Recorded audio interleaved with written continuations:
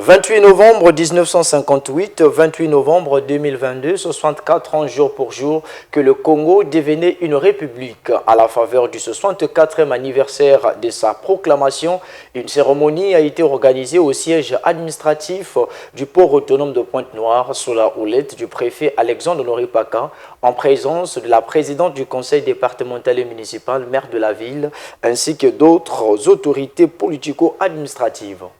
Après avoir minutieusement suivi le message sur l'état de la nation du président de la République devant le Parlement réuni en congrès, les autorités politico-administratives de Pointe-Noire, sous l'égide du préfet Alexandre Honoré Paka, en présence d'un parterre d'élèves, se sont livrés à un véritable devoir de mémoire sur la proclamation de la République du Congo.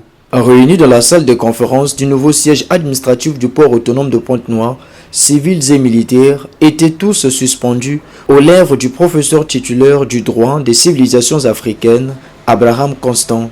La proclamation de la République du Congo s'inscrit dans un processus d'évolution politique qui remonte à l'époque coloniale. Après la conférence de Brazzaville de 1944, des bouleversements importants s'étaient opérés partout en Afrique noire francophone. La création des associations politiques ainsi que celle des syndicats constituait un pas majeur dans la naissance et l'affirmement du jeu politique en AEF.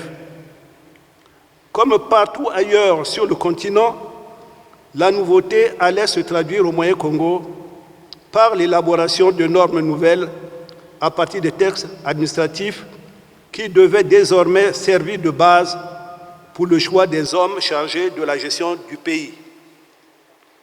Et le mécanisme retenu pour atteindre ce but devint la création des partis politiques, une nouvelle forme de légitimité du pouvoir naissait alors au Moyen-Congo. La journée du 28 novembre 1958 ouvrait une brèche significative dans l'histoire, dont la résultante sera la naissance de la République du Congo, qui plus tard accédera à la magistrature suprême, l'indépendance. Le destin de la République du Congo s'était joué le 28 novembre 1958 lors de la 12e session de l'Assemblée territoriale du Moyen-Congo, issue du scrutin électoral de mars 1957, remporté par Jacques Opango. Au cours de cette séance, qui commença à 9h30 et prit fin à 17h15, après plusieurs interruptions, l'Assemblée territoriale du Moyen-Congo avait adopté une série de délibérations qui allaient de la proclamation de la République à l'organisation des pouvoirs publics ainsi qu'à la formation du deuxième gouvernement congolais dirigé par l'abbé Fulbert Youlou du groupe parlementaire UDDA. Une déposition qui a retenu les marques de souvenance de l'auditoire.